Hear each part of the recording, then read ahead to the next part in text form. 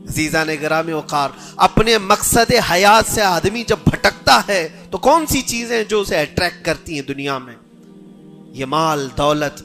مجھے وہ بات یاد آتی ہے، صدیق اکبر رضی اللہ تعالیٰ عنہ حضور پاک صلی اللہ علیہ وسلم کے ساتھ بیٹھے ہیں. حضور پاک صلی اللہ تعالیٰ علیہ وسلم کے ہاتھ میں ایک پیالہ ہے جس میں شہد ہے.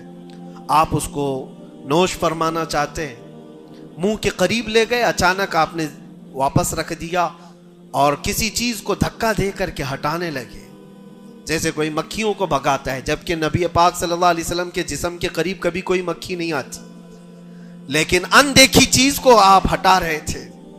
پھر تھوڑی دیر کے بعد پیالے کو اٹھایا، پھر تھوڑی دیر منہ کے قریب جاتے ہی واپس رکھ دیا، پھر کسی چیز کو دھکا دے کر نکال رہے تھے.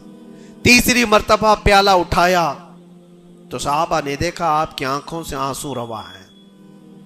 حضور پاک صلی اللہ تعالیٰ علیہ وسلم کیا اشک بہ رہے ہیں. تو صحابہ نے پوچھا یہ کیا معاملہ ہے؟ حضور اکرم صلی اللہ تعالیٰ علیہ وسلم فرماتے پہلی بار جب میں نے شہد کا پیالہ اٹھایا تو دنیا میرے پاس سج سنور کر کے آئی، تیار ہو کر آئی اور کہا اے اللہ کے نبی میرا حسن و جمال آپ قبول کر لیں، ہر طرح کے حسینائیں آپ کے قدموں میں لا کر رکھ دوں گی، ہر طرح کا حسن آپ کے قدموں میں لا کر رکھ دوں گی. حضور فرماتے میں نے دھکا دے کر دور کیا کہ مجھے تیرے حسن و جمال کی ضرورت نہیں. دنیا چلی گئی.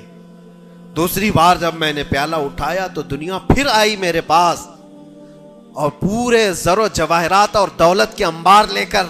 دنیا نے کہا اے اللہ کے نبی یہ قبول کر لیں، آپ کے قدموں میں سونے کے محلات اور جواہرات سجا دیے جائیں گے. حضور پاک صلی اللہ علیہ وسلم فرماتے میں نے اس کو بھی دھکا دے کر دور کیا.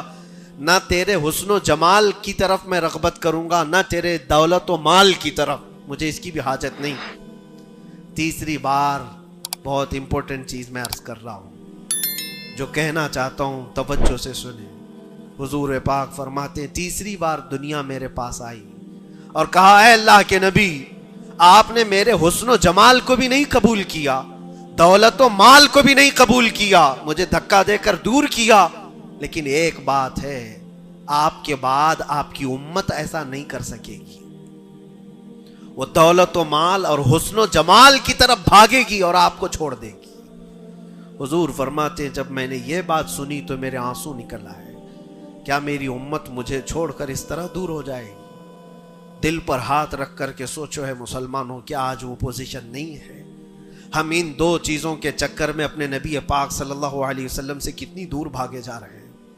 تم نے کبھی راتوں کو تصور کر کے دیکھا کہ کتنی راتیں ایسی آئی کہ میں نے اپنے مصطفیٰ کو یاد کیا ہے، تنہائی میں اپنے حبیب کو یاد کیا ہے. اس رسول کا حال تو یہ تھا، ماں عائشہ صدیقہ فرماتی ایک رات ایسی نہیں گئی جس میں رسول پاک صلی اللہ علیہ وسلم اپنی امت کے لیے دعا نہ کرتے ہو. رات کو کھڑے ہوتے تھے تو پنڈلیوں میں سوجن آ جاتی تھی، پیر سوج جاتے تھے اور کثرت سے روتے تھے اپنی امت کے لیے اللہ کی بارگاہ میں کہ مولا میری امت بھولی بھالی ہے، اس کی بخشش میرے حوالے کر دے. رب ہب لی امتی، جو نہ بھولا ہم غریبوں کو رضا.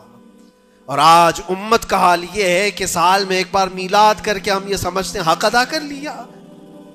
ہر دن ہر رات جو نبی پاک ہمیں یاد کرتے تھے تو ہم نے آج وہ کیا کر دیا ہے؟ یہی دو چیزیں ہیں جو انسان کو اپنے مقصد حیات سے ہٹاتی ہیں.